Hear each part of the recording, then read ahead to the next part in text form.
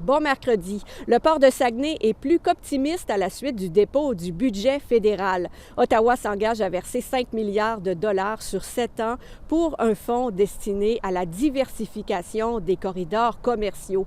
Et ça inclut l'agrandissement du quai Marcel-Dionne de la baie. C'est inscrit noir sur blanc dans le budget. L'administration portuaire souhaite obtenir 75 millions de dollars d'Ottawa pour boucler le financement de ce projet. Évidemment, le budget fait aussi des mécontents. On s'inquiète des coupes dans la fonction publique, notamment au centre fiscal de Jonquière, où il pourrait y avoir des répercussions. L'organisme Logement-Trade s'en fait aussi pour l'impact du faible financement dans le fonds destiné au logement abordable.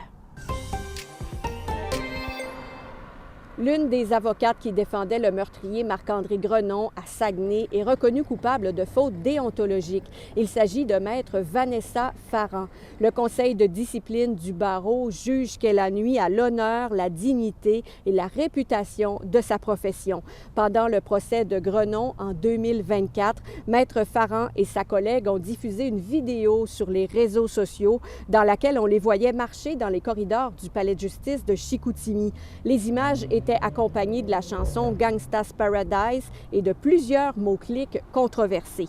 Le jugement mentionne que la vidéo est choquante et même offensante pour le public. L'avocate connaîtra sa sanction un peu plus tard.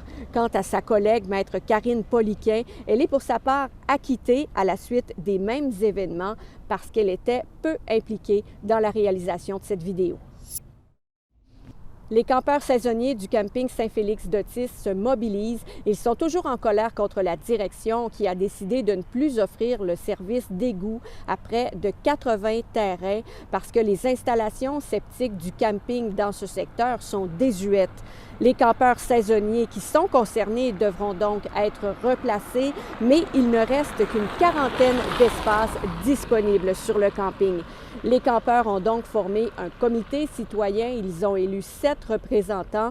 Ils tenteront d'ouvrir le dialogue avec la direction afin de trouver un terrain d'entente. Une rencontre est prévue le 18 novembre pour faire le point avec toutes les parties.